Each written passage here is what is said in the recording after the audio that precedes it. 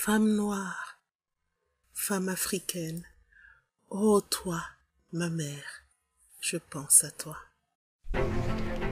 Les femmes et les filles sont des leaders, apportent le changement, prennent soin d'autrui et aident à maintenir la paix. Malgré le rôle actif qu'elles jouent dans nos sociétés, encore aujourd'hui, les femmes et les filles sont obligées de se battre pour leurs droits. Quels progrès avons-nous réalisés? Et que reste-t-il à accomplir?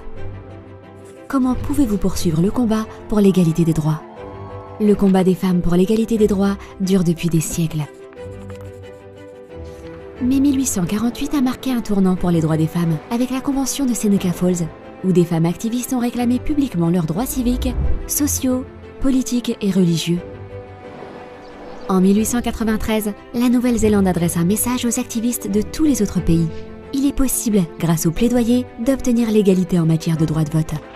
À l'aube du XXe siècle, les femmes du monde entier se mobilisent, plus nombreuses que jamais, pour faire campagne en faveur de l'égalité des sexes, au moment où la place des femmes dans la main-d'œuvre évolue rapidement, ouvrant de nouvelles possibilités au-delà des rôles féminins consistant à prendre soin d'autrui.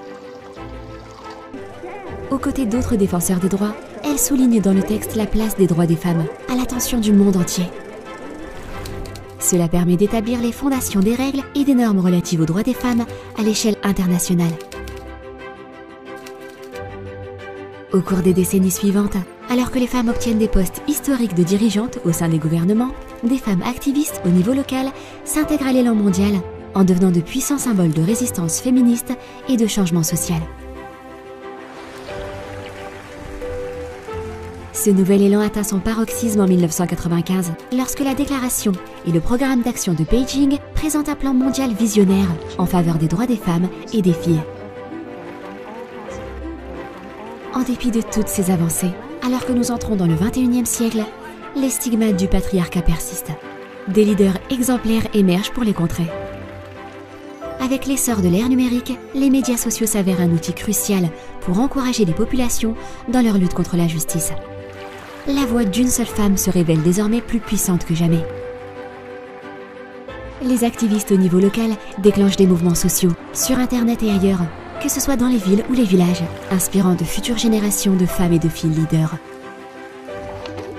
Suite aux campagnes menées sans relâche, ces mouvements génèrent des changements de politique, indiquant un véritable basculement des attitudes et des pratiques vis-à-vis de l'égalité des droits au niveau international.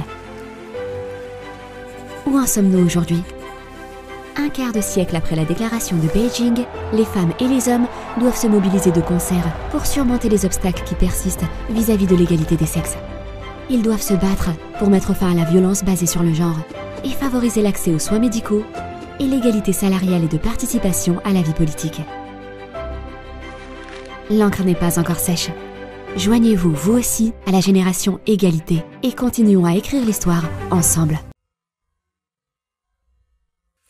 Femme noire, femme africaine, ô toi, ma mère, je pense à toi.